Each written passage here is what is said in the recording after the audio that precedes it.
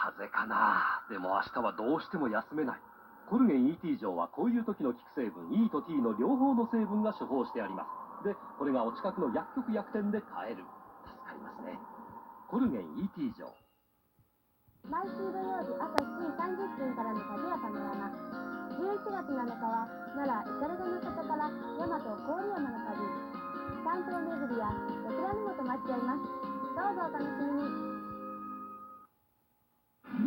今週のワイワイ好奇心は朝ごはん。一流ホテルの豪華朝ごはんからエステティックの朝ごはんまで、朝ごはんの裏に潜む人間模様を大特集。明日からは朝ごはんが美味しくなる30分、お楽しみに。第71回全国高校サッカー選手権大会。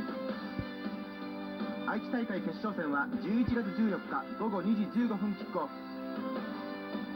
入場券はご覧のところでどうぞ。